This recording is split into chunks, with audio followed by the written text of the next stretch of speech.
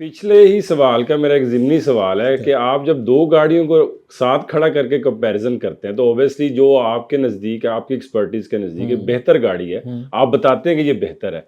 और जो कम बेहतर है और प्राइस में भी ज़्यादा, आप बताते हैं कि ये प्राइस में ज़्यादा है।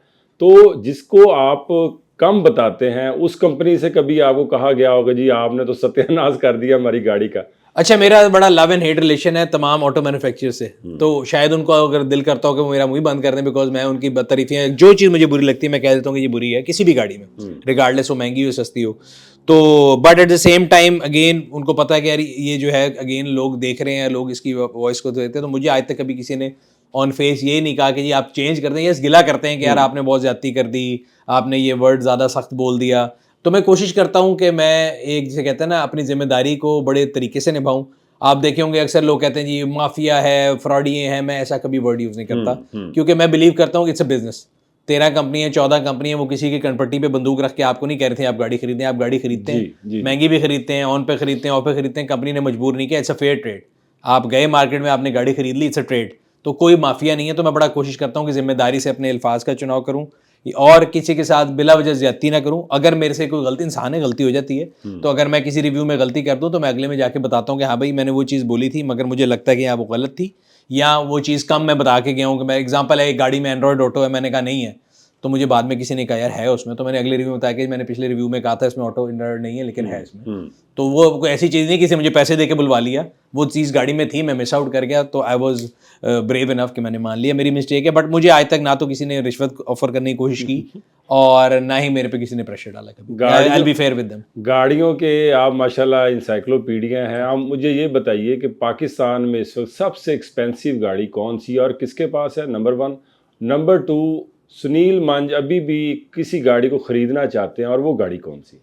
सर वो तो शेर है, हज़ारों ख्वाहिशें ऐसी कि हर ख्वाहिश पे दम निकले। तो गाड़ियाँ तो बहुत सी हैं जो खरीदना चाहते हैं, कोई जेब में नहीं आती, कोई वैसे नहीं मिलती। तो वो तो लिस्ट जिसे कहते हैं ना एग्जॉस्टिव है। बिकॉज मैं हमेशा एक और इंटरव्यू में बता रहा था कि एक ऐसा हिर्स है गाड़ियों की ख्वाहिश वाला कि वो ख़त्म ही नहीं होता। हुँ, एक बंदा कहता है लम्हे ये वाली गाड़ी दे दे, अगले दिन फिर कोई और पसंद आ जाती है, फिर और आ जाती है। तो वो कभी ख़त्म नहीं होती ग्रीड।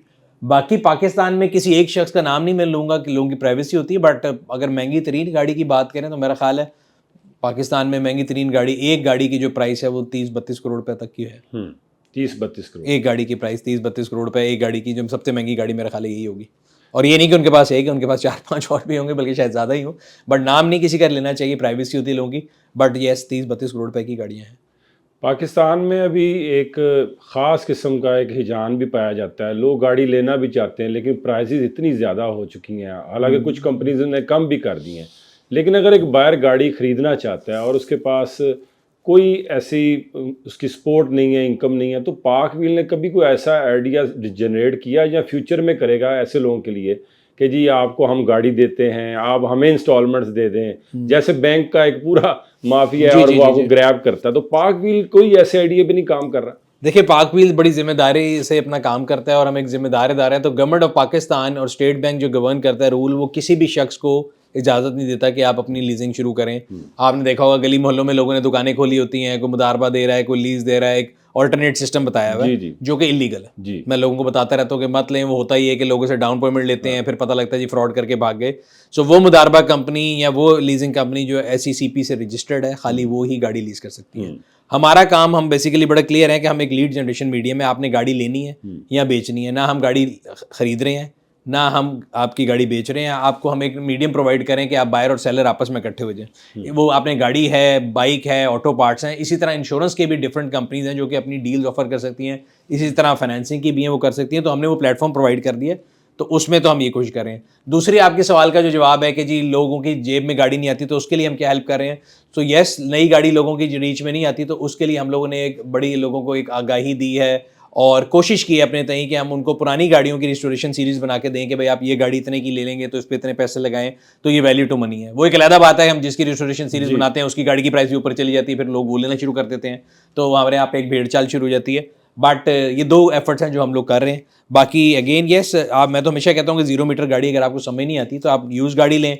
यूज़ गाड़ी लोग लेते हुए घबराते इसलिए थे कि मैं गाड़ी बेच रहा हूँ, आप खरीद रहे हैं, आपको कम पता है, मुझे ज़्यादा पता है, एसिमेट्री ऑफ इन्फॉर्मेशन है। सो उसको हमने ख़त्म करने के लिए थर्ड पार्टी इंस्पेक्शन दे दिया आपको कि आप गाड़ी लेते हुए इंस्पेक्शन करा लें, ताकि इन्फॉर्मेशन बराबर हो जाए। सो हमने अपनी हर प्रोडक्ट में ये कोशिश की है कि जो बायर और सेलर का जो गैप है उसको ख़त्म करें, ताकि जो ट्रेड है वो बड़े आराम से हो सके। सुनील मंच के 3 बेहतरीन दोस्तों के नाम के आप लड़ाई कराएंगे। लेकिन फिर भी बताना पड़ेगा। 3 बेहतरीन दोस्तों के नाम बता हमने एक नहीं पूछा, इसलिए 3 का आपको option मैं यारों का यारो जी, मेरे 3 बेहतरीन नहीं है, अगर मैंने कम से कम बेस्ट फ्रेंड भी गिने तो 10 होंगे। ठीक है। तो ज़्यादातर हम इकट्ठे होते हैं। मेरे पार्टनर है रज़ा, गुड्डू है मेरा दोस्त, मेरा बचपन का बेस्ट फ्रेंड है खुरम, और भी बहुत हैं, मतलब लिस्ट इज एग्जॉस्टिव, इमरान है, यही है, और बहुत से दोस्त हैं। आपने आखिरी बार जो 2024 में इलेक्शन हुए, वैसे तो बड़ा प्राइवेट सा सवाल है, सर लेकिन आपने किसे वोट दिया था? 2024 के अभी जो इलेक्शन हुए थे जी, यार, 8 फरवरी 2000। हाँ मैंने वोट दिया था। अगेन प्राइवेट सा सवाल है, लेकिन मैंने उनमें से किसी को नहीं दिया जिनमें से कोई भी गैस कर सकता। गैस नहीं कर सकता। उन तीनों में से किसी को नहीं दिया। तीनों में से किसी को हाँ, नहीं तीनों टॉप में से किसी को नहीं दिया। चलें, ये आपको बड़ा क्लियर बताते हैं। दिया। ठीक है। बिल्कुल ठीक है। लास्ट मूवी आपने जो देखी हो? मूवी देखता नहीं, टाइम ही नहीं मिलता। ना मूवी देखता हूँ, ना ड्रामे देखता हूँ, कुछ भी म्यूजिक टाइम। सुनते हैं? म्यूजिक गाड़ी में जाते हो म्यूजिक सुन लेते हैं। किसे सुनते हैं? सजाद अली। सजाद अली। और फेवरेट फूड आपका?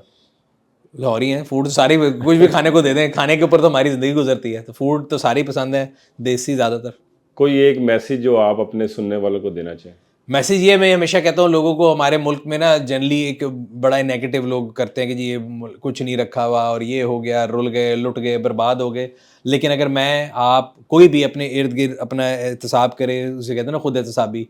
सो मैं हमेशा देखता हूँ, मैं अपने क्लास फेलो, स्कूल फेलो सबको देखूँ, और जब हम इकट्ठे होते हैं उनसे पूछते हैं यार सबका लाइफ स्टैंडर्ड पहले से बेहतर हुआ है। जिसके घर मोटरसाइकिल थी उसके घर गाड़ी आ गई, जिसके घर साइकिल थी उसके घर मोटरसाइकिल आ गया, जिसका 2 मोटरसाइकिल थे उसके 4 हो गए, जिसकी 1 थी उसकी 2 गाड़ी हो गई, घर में एसी नहीं था 4 आ गए। हम सबको देखिए, हम सबका life standard on a society level बेहतर हुआ है, फिर भी हम रोते रहते हैं। तो हमें शुक्र अदा करना चाहिए। और एक और सवाल जो हमारे बंदा पूछता है, जी पाकिस्तान ने हमें क्या दिया है? तो पाकिस्तान ने हमें बहुत कुछ दिया है, आज़ादी दी है, नाम दिया है, एक मज़हब को हम अपने बड़े आराम से प्रीच कर सकते हैं। उनसे पूछें जो नहीं कर सकते, छुप छुप के करते हैं। तो ये सारी चीज़ें हमें इस मुल्क ने दी हैं। बजाय ये पूछने कि मुल्क ने क्या दी है, हमें ये सोचना चाहिए कि हमने मुल्क को क्या दिया। वो टैक्स के फॉर्म में हो, वो इन्फॉर्मेशन की फॉर्म में हो, वो लेगेसी की फॉर्म में, कोई चेंज हम अपने लिए मुल्क को देकर जा रहे हैं, अपने आगे आने वाली नस्लों को क्या देके जा रहे हैं, या वो रोना धोना ही देके जाने के जी नाजुक मोड़ से गुजर रहे हैं और बुरे हालात हो गए, छोड़ जाओ। ये मैं 80 से देखता आ रहा हूँ, आज नहीं, आज के लोग कहते हैं जी बहुत लोग बाहर जा रहे हैं। 80s में भी लोग बाहर जा रहे थे, नाजुक मोड़ 80s में भी था, आज भी है। तो ये मोड़ कभी भी ख़त्म नहीं होगा। आपको मेरे ख्याल से अपने अंदर सेल्फ बिलीव रखना चाहिए। और इस मुल्क में बहुत सी ऐसी कामयाब स्टोरियाँ हैं जिनको देख के आप ये कह सकते हैं कि अगर आपके पास टैलेंट है तो कोई रोक नहीं सकता आपको। तो ये अपने आप को बहाने देना छोड़ दें कि जी हम तो पाकिस्तान में तो रुल गए, बाहर होते तो छा जाते, ऐसा कुछ नहीं। Sir thank you sir.